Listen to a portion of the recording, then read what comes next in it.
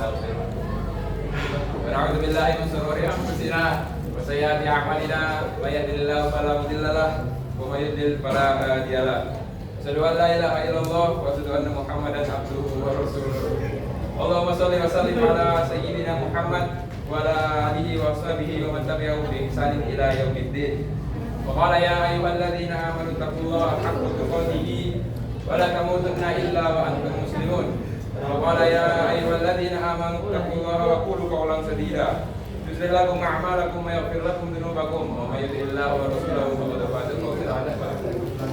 Yang pertama dan paling utama marilah kita panjatkan puja dan puji syukur kita kehadirat Allah Subhanahu wa taala karena dengan nikmat dan juga karunia-Nya kita semua dapat berkumpul dalam keadaan sehat pada siang hari ini. Maka dari itu marilah kita bersyukur dengan mengucapkan hamdalah bersama-sama ya teman-teman ya. Tak lupa salawat serta salam semoga tercurah kepada bimbingan kita Nabi besar Nabi mulia Nabi Agung Nabi Muhammad yang kita nantikan saatnya di yaumul akhir nanti. Sebelum kami menyampaikan materi di sini izinkan kami perkenalkan diri dahulu. Dari saya, nama saya Gagayas Kemudian Muda absen 10. Saya Wimar dari absen 5. Saya Muhammad Yasir Abdullah dari absen 11. Saya Jualan Sukmawati absen 14. Saya Tiara dan namanya absen 3. Saya Tihania Sukiana absen 22. Saya paling berikutnya absen 12. Tanpa berlama-lama lagi, mari kita masuk materi yang materi pertama yaitu Julian Chelsea Sukmawati.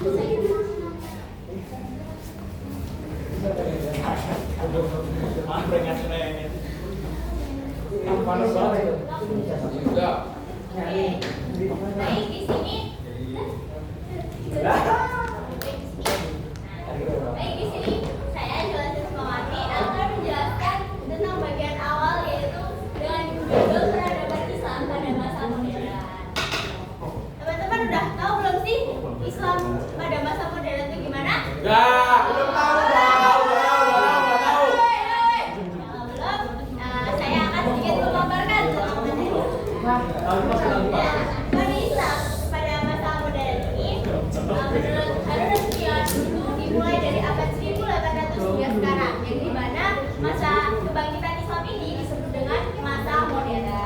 Masa modern itu menurut teman-teman gimana? Apakah lebih maju? Apa lebih mundur? Mundur. Lebih maju. Nah, benar.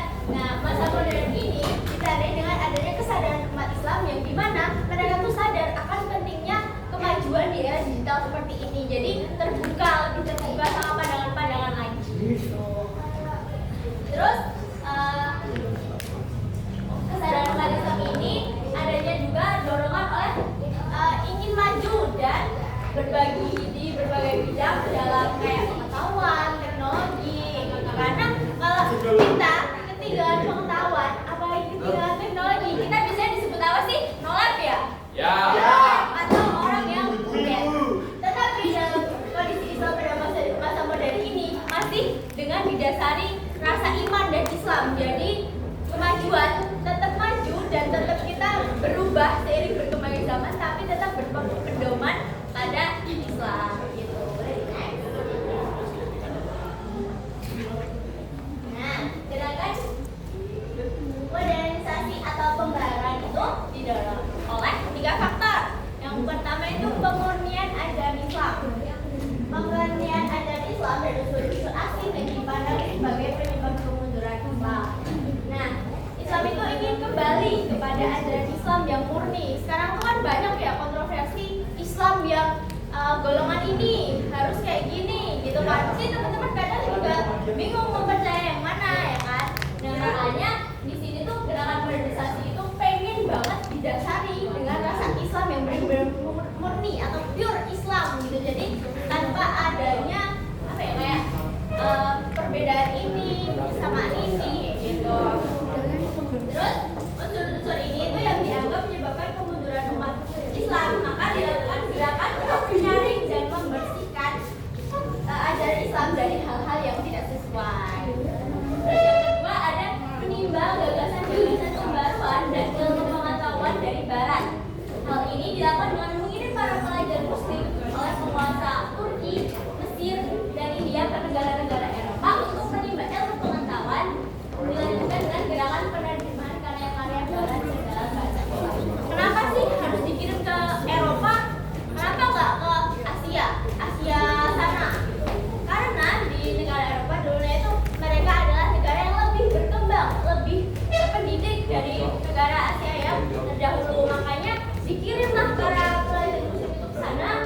menimba ilmu supaya bisa mempelajari hal-hal yang benar dan yang salah dengan jelas dan ada dasarnya sehingga tidak terjerumus kepada hal-hal yang tidak berdasar. Itu. Terus yang ketiga, kondisi negara-negara Arab seperti Mesir dan Turki di bawah jajah negara-negara Jepang khususnya Perancis. Nah, karena dijajah itu kan jadi kita pengen adanya semangat kayak kalau Indonesia kan dulu dijajah, terus kita ada semangat nih kemerdekaan buat menghilangkan penjajah itu. Nah, sama halnya dari ini dulu itu di negara-negara Arab itu dijajah. Dan mereka tuh ingin adanya perubahan yang dimana mereka ini dijajah dengan alasan karena yaitu teknologinya lebih maju, terus tenaga terpendidiknya lebih bisa dipercaya, makanya kayak mereka gampang dibodohi. Tapi setelah ada kesadaran zaman sekarang tuh kalau kita nggak punya kekuasaan dan nggak punya pengetahuan, kita dianggap bodoh dan gampang untuk direndahkan atau tidak dianggap malahan ya. Maka dari itu dengan adanya kesadaran dan ingin rasa lebih merdeka, makanya mereka berusaha untuk terhindar dan menghilangkan penjajahan pada masa itu. Terus selanjutnya akan dibacakan oleh teman saya yang selanjutnya.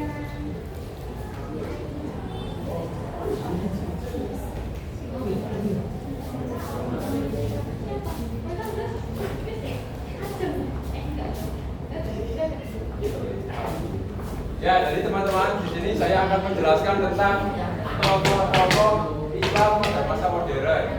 Lanjut. Ya, di sini saya akan menjelaskan biografi dari Muhammad Ali Pasha ya teman-teman. Muhammad Ali Pasha adalah seorang tokoh baru di Mesir yang masih keturunan dari Turki. Dia lahir di Kavala, Yunani pada tahun 1765 dan meninggal tahun 1849 di Mesir. Ayahnya bernama Ibrahim Aga yang dari Turki, adalah seorang pedagang dan dapat dikatakan bahwa Muhammad Ali lahir dalam keadaan keluarga tidak mampu. Jadi si Ali ini kasihan ya teman-teman ya. Cuma dia bisa jadi jadi sangat-sangat hebat itu karena ya salah satunya ya ini ya teman ya. Salah satunya karena kecerdasan dan juga dia itu punya sifat pemberani. Muhammad Ali Pasha juga melakukan pembaruan di bidang ekonomi seperti menaikkan pemungutan pajak, mengambil alih tanah pertanian untuk negara, memperbaiki sistem irigasi, menghubungkan antara Alexandria dengan Sungai Nil. Muhammad Ali Pasha juga dikenal sebagai bapak Mesir modern karena melakukan modernisasi di berbagai sektor kehidupan. Next. Allah Akbar. Ini salah satu yang di sini saya akan membacakan beberapa pemikiran dari Muhammad Ali Pasha. Yang pertama adalah mengirimkan kerajaan Mesir ke Prancis, Italia, Inggris, dan Austria sebanyak 311 antara tahun 1813 hingga 1809. Seperti yang sudah dijelaskan Mbak Yudi tadi ya teman-teman, itu kan tadi Arab itu habis dijajah, ya kan? Terus si Mas Muhammad Ali Pasha ini dia lahir dan dia jadi orang pintar di sana karena dia punya mindset yang berbeda. Yang murid dia kirim ke 311 orang ini buat belajar di Eropa. Yang kedua dalam bidang militer, yaitu mendatangkan perwira tinggi dari Prancis bernama Saif untuk melatih tentara militer Mesir. Selain itu mengirimkan pelajar Mesir untuk belajar militeran di Prancis. Selain belajar dari itu ekonomi, murid-muridnya itu juga diajari militeran ya teman-teman. Setelah selesai mereka diminta kembali ke Mesir untuk mengajar di sekolah militer di Mesir. Yang ketiga adalah dalam bidang ekonomi, yaitu memperbaiki irigasi lama, membuat irigasi baru, menanam kapas, mendatangkan ahli dari Eropa dan membuka sekolah pertanian. Dalam bidang pendidikan, Muhammad Ali Pasha mendirikan sekolah modern. Di sini biografi singkat dari Rifa'ah Baidawi Rafi'at At-Tahtawi. Rifa'ah Baidawi Rafi'at At-Tahtawi adalah seorang penulis, guru dan juga intelek Mesir yang lahir pada tahun 1801 di Tahta Mesir. Saat umur 16 tahun, At-Tahtawi telah menyelesaikan belajarnya. Gila 16 tahun cuy, kita masih ngapain aja? Al-Azhar. Setelah itu, At-Tahtawi melanjutkan pendidikan masternya di Egyptian Army Mesir, 12 buku dan risalah. Selanjutnya, ia belajar selama 5 tahun di Prancis. Beliau wafat pada 27 Mei 1873 di Kairo, Mesir. selanjutnya akan dijelaskan materi berikutnya.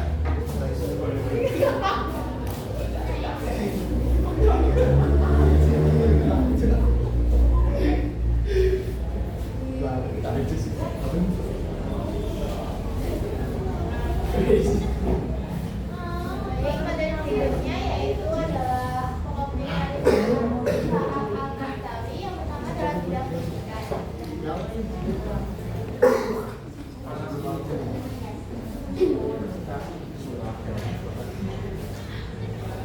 Pokok pemikiran Al-Kahtawi di bidang pendidikan yang pertama yaitu keluar dari kekenalan atau taklif lisa. Menurut Al-Kahtawi, pendidikan yang hanya mengandalkan hafalan dan pemahaman lama tidak mampu menghasilkan masyarakat. Ia mendorong metode belajar masyarakat ke rasio yang lebih rasional, kritis, terbuka terhadap ilmu modern termasuk ilmu dari barat. Lalu yang kedua, pendidikan sebagai sarana membentuk masyarakat terdidik. Ia melihat bahwa masyarakat terdidik lebih mudah diguna serta diarahkan menuju kemajuan. Pendidikan ini harus menyentuh semua lapisan masyarakat agar tercipta kesetaraan. Lalu yang ketiga yaitu pendidikan demokratis. Al-Kahtawi meyakini bahwa semua warga negara berhak mendapatkan pendidikan yang layak karena hal ini merupakan fondasi negara yang adil dan demokratis. Lalu yang keempat adalah kurikulum modern. Ia memperkenalkan pengajaran bahasa asing, IPA, sejarah, matematika, dan geografis sebagai bagian dari kurikulum modern sekolah-sekolah Mesir pada waktu itu. Lalu yang kedua ada bidang ekonomi. Pokok-pokok pemikiran pada bidang ekonomi yang pertama yaitu kemajuan industri dan pertanian. Yang melihat bahwa suatu kemajuan suatu bangsa sangat ditentukan oleh kekuatan industri dan pertanian. Negara harus mendukung pengembangan teknologi, pelatihan tenaga kerja, dan efisiensi produksi di bidang-bidang ini. Lalu yang kedua yaitu perdagangan dan manufaktur. Al-Kahtawi menekankan pentingnya sektor perdagangan dan manufaktur untuk meningkatkan kesejahteraan masyarakat. Lalu yang ketiga yaitu peran pemerintah. Al-Kahtawi menilai bahwa pemerintah tidak bisa pasif. Ia mendorong pemerintah harus aktif untuk memberikan subsidi, mengatur pajak, dan mendukung pembangunan ekonomi. Lalu yang keempat ada pendanaan negara tidak cukup dari sumber tradisional.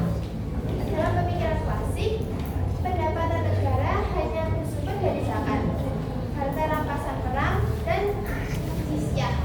Al-Kahtawi menolak pandangan ini. Ia berpandang bahwa negara harus mencari sumber pendanaan modern seperti pajak dagang, biaya impor atau ekspor, dan sistem keuangan yang lebih efisien. Saatnya jam ke-6 dimulai.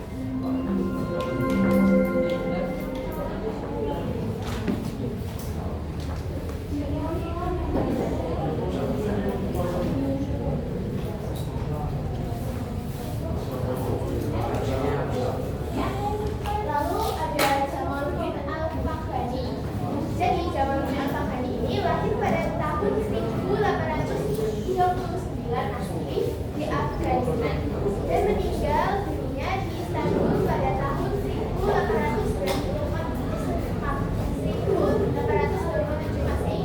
Jamaluddin adalah pemimpin pembaruan Islam yang tempat tinggalnya dan aktivitasnya berpindah-pindah dari suatu negara ke negara yang lain. Pengaruh pemikiran dan pembaruan yang paling besar ternyata ialah Mesir.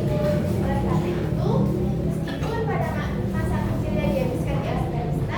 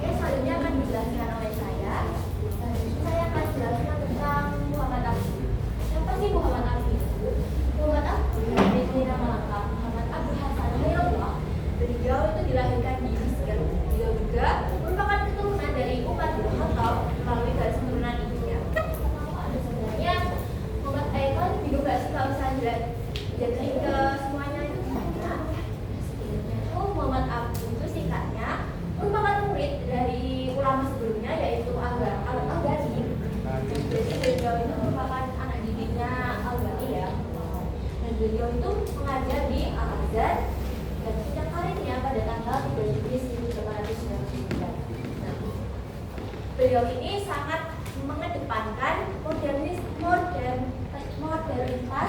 dalam agama Islam, yaitu adalah pembaharuan ataupun gimana caranya biar Islam itu menjadi lebih modern, biar menjadi agama yang tidak kaku, bisa menjadi berkembang zaman dan mengikuti perkembangan zamannya tanpa meninggalkan ajaran Islam sebenarnya.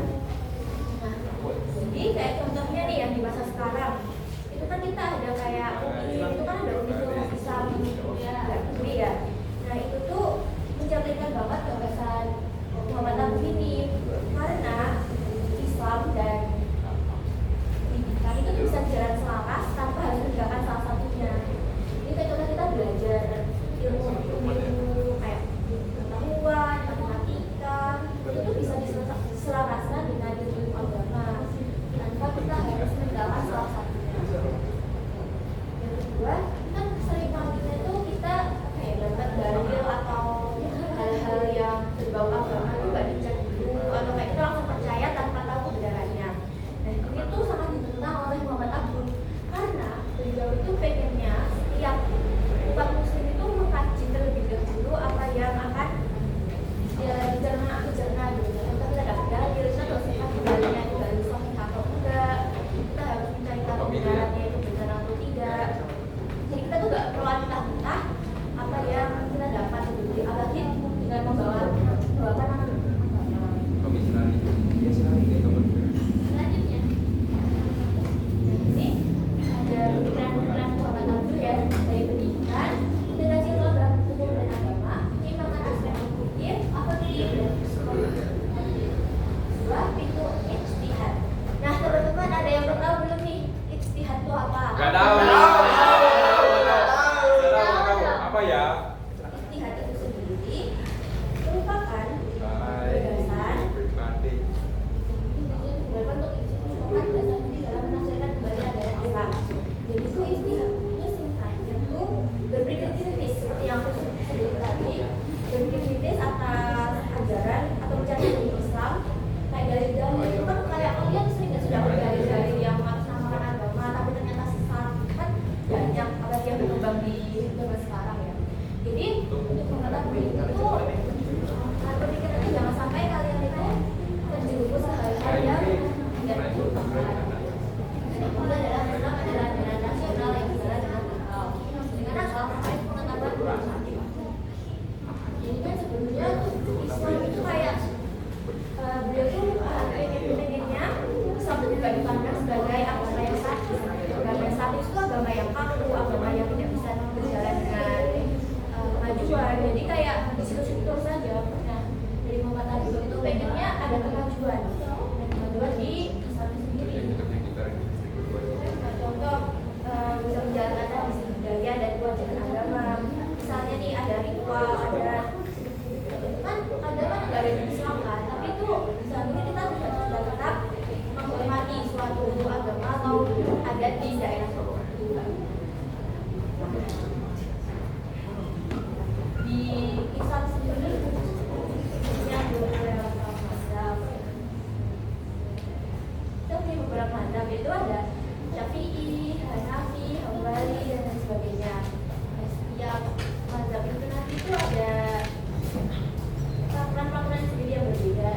Idealnya kita tetap bisa menghormati atau bisa sejalan walaupun mungkin nanti beda, kita tetap bisa menghargai setiap peraturannya sendiri. Nah, beliau ini juga ada karya namanya Risalah At-Tauhid. Itu menjelaskan konsep tauhid tentang pentingnya rasionalitas dalam memahami Islam. Dan buku ini yang menekankan bahwa Islam adalah agama yang selaras dengan akal dan pengetahuan. Jadi kata Muhammad Abdul itu benar-benar moderat karena mengedepankan pendidikan.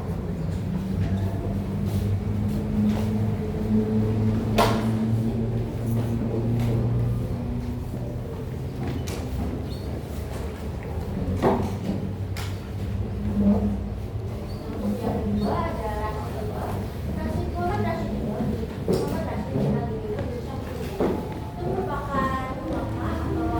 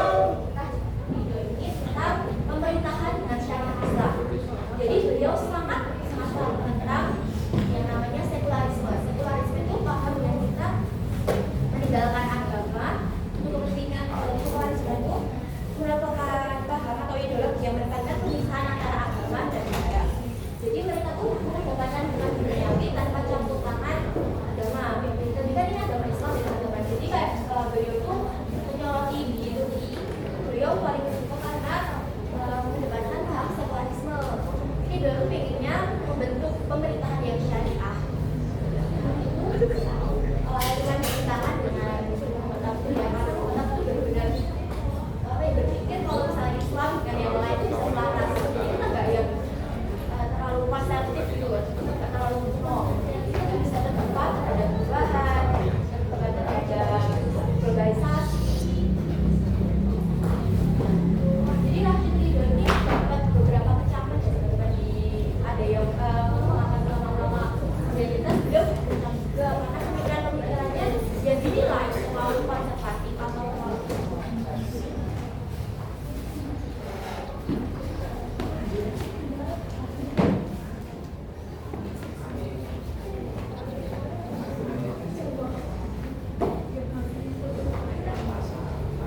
kalau untuk di tafsirannya beliau mendapatkan sedikit yaitu berpotensi tafsiran tadi dulu berpotensi melemahkan otoritas ulama klasik. Jadi ulama-ulama yang klasik itu terlalu sama beliau. Dan tetapi waktu itu beliau sudah memiliki pengaruh besar dan sumber inspirasi bagi banyak umat Islam di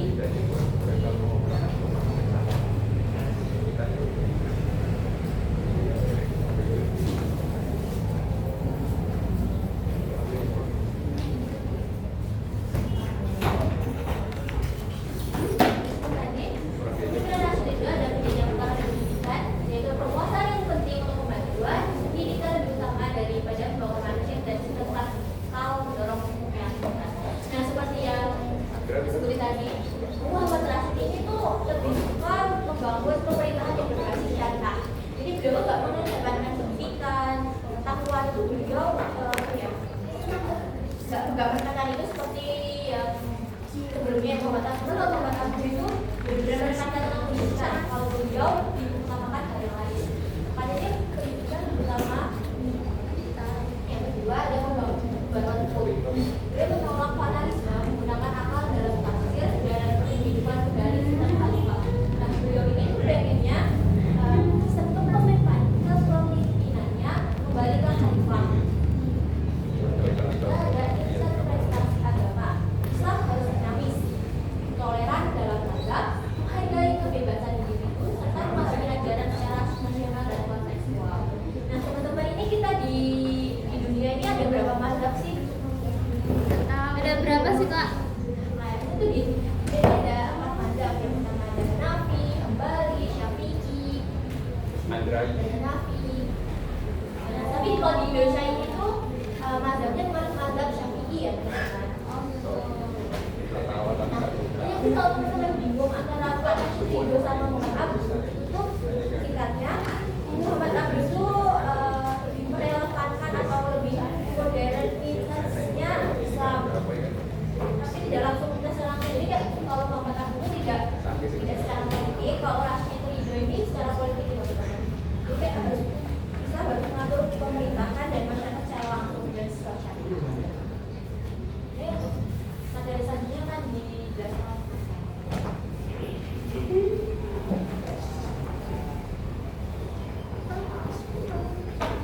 Jadi selanjutnya saya akan menjelaskan tentang Sultan Mahmud II. Sultan Mahmud II ia lahir pada tahun 1787, wafatnya pada tahun 1899. Latar belakang pendidikannya adalah agama Islam. Beliau juga sebagai pemerintah dan sejarah ataupun 3 sastra yang dipilihnya yaitu sastra Arab, sastra Turki, dan sastra Persia. Ia diangkat menjadi sultan pada usia yang masih muda yaitu 22 tahun. Dalam pemerintahannya Turki semakin kuat. Kemudian ada pokok pemikirannya, yaitu yang pertama demokrasi, mengadopsi model barat, menolak aristokrasi, menghapus pengkultusan sultan, dan menghilangkan sekat antara penguasa dan rakyat. Kemudian yang kedua pendidikan sekolah umum seperti pesantren maupun pondok-pondok lainnya. Kemudian masuki ilmu umum ke madrasah, yaitu seperti ilmu agama. Kemudian serta mendirikan sekolah kedokteran, militer, dan teknik.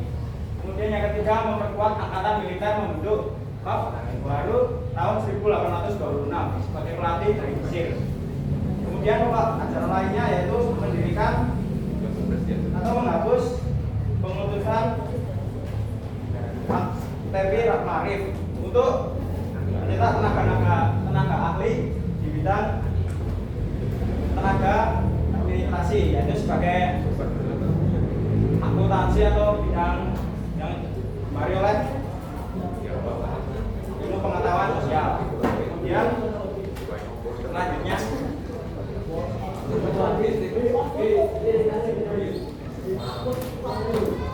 adalah dan tokoh selanjutnya adalah Muhammad Iqbal. Muhammad Iqbal lahir di Kota Saikat di Punjab pada tahun 1877 dan bertanggal 9 November. Ia berasal dari keluarga kelas menengah dan sederhana. Pendidikannya dapatkan dari orang tuanya ya sudah sebagai sulti ya. Tokoh itu ia belajar di Maktab atau Surau. Pendidikannya formalnya ditempuh di Scottish Mission School di Sheffield. Kemudian dilanjutkan di Government College di Narok. Ia mendapatkan gelar Bachelor of Arts yang disingkat dengan BA pada tahun 1897. 2 tahun kemudian mendapatkan gelar Master of Arts atau yang disingkat dengan MA dan memperoleh medali emas. Sejak karirnya ia terpilih menjadi presiden Liga Muslim pada tahun 1930. Kemudian Liga Muslim ini memiliki peran yang strategis dalam pergerakan kemerdekaan India. Selain itu, ia menjadi kunci utama dalam pendirian negara Pakistan sebagai sebuah negara Islam yang terpisah dari negara India. Beliau juga sebagai tokoh spiritual yang berada di Pakistan. Salah satunya ialah acaranya yang dilalui dengan ajaran agama Islam dan diseimbangi dengan ajaran peribahasa atau pendidikan lainnya yang terdapat dalam bahasa asing, kemudian bahasa lainnya. Lanjut. Kemudian adalah pokok pemikiran Muhammad itu Muhammad Iqbal, yaitu bercita-cita sebagai cita-cita membangun sebuah peradaban baru yang unggul, yaitu perpaduan antara peradaban barat dan timur. Keduanya dipadukan antara penalaran geografi dan itu yang kedua Al-Quran sebagai landasan dalam membentuk sebuah peradaban baru dan kehidupan sebagai suatu proses diktat dan kreatif dan progresif. Jadi Al-Quran itu sebagai pengatur hidup serta mengatur agama Islam. Kemudian yang ketiga pintu istijab masih terbuka. Istijab merupakan dasar pergerakan dalam Islam. Kemudian yang keempat itu dicita-citakan umat Islam dapat menerima kehidupan yang dinamis, tentram serta bahagia. Dan yang kelima, tujuan pendidikan adalah mendukung dan memperkuat individualitas dari peserta didik sehingga mereka menyadari segala kemungkinan yang menimpa dirinya.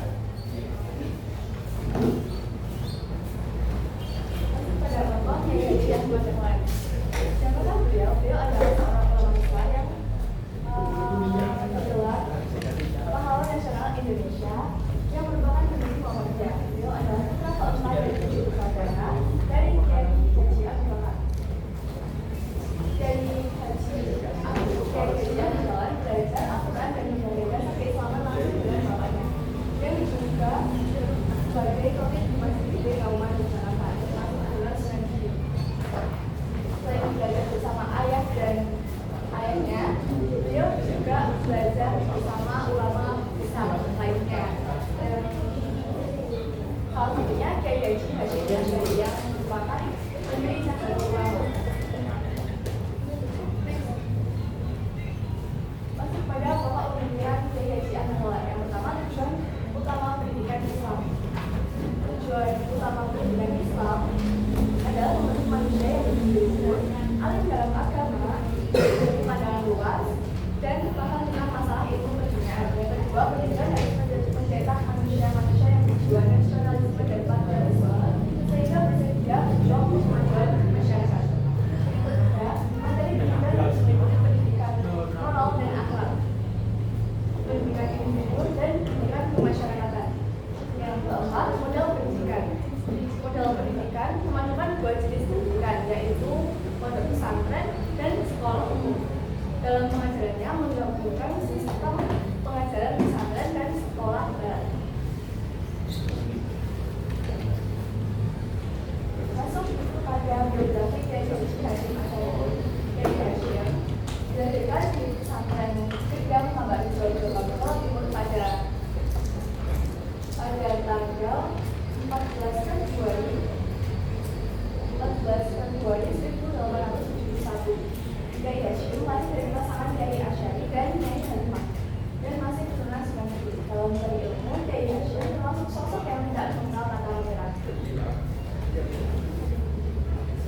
dia belajar ilmu agama langsung dengan bapak dan kakeknya yang sekaligus mengasuh pondok pesantren. Setelah itu lanjutkan belajar ke berbagai pondok pesantren di Jawa, antara lain Pondok Pesantren Wonorejo Mojokerto dan lain-lain.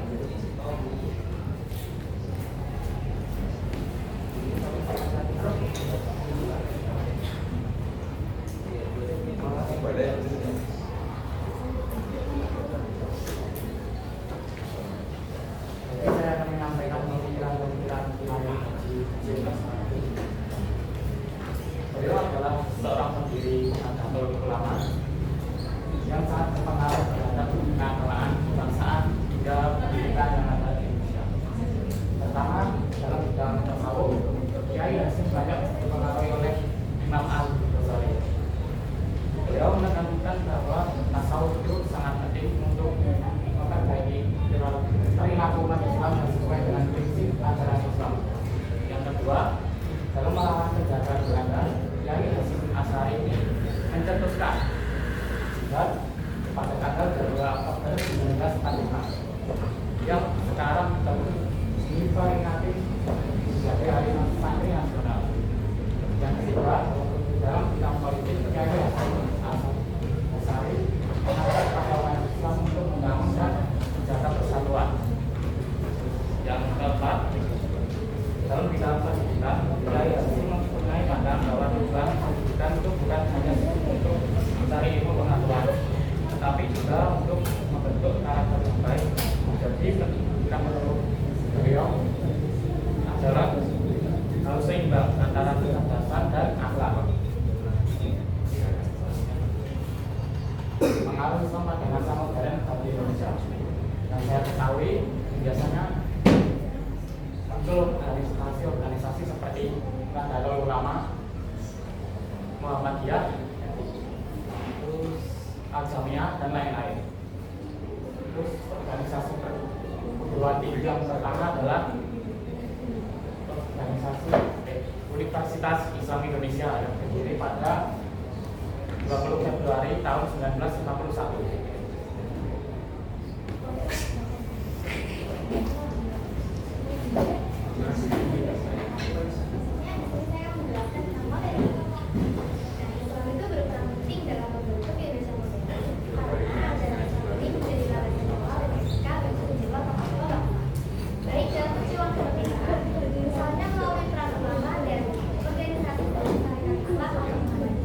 yang mendorong perlawanan terhadap penjajah.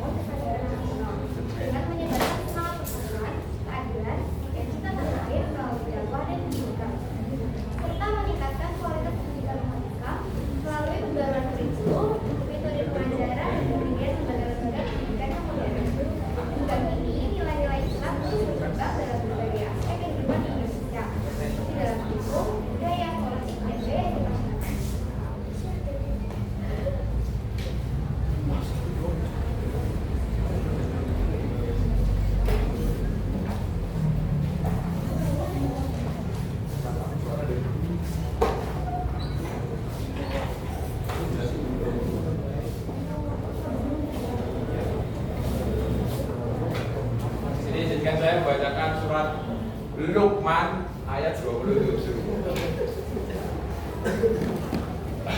A'udzubillahi minasyaitonir rajim. Bismillahirrahmanirrahim. Walau annama fil ardi min sajaratin aklan wal bahru yahujuhu min ba'dihi sab'atun qurunin ma nafidat kalimatullah innallaha azizun hakim. Artinya seandainya pohon-pohon ini jadi merah dan laut, ditambahkan kepada 7 laut, sudah itu niscaya tidak akan habis-habisnya kalimat Allah. Sesungguhnya Allah Maha Perkasa lagi Maha Bijaksana. Di sini maksudnya apa teman-teman? Di sini maksudnya itu ayat ini menyampaikan bahwa ilmu di dunia ini sangat luas dan tidak ada batas ya teman-teman.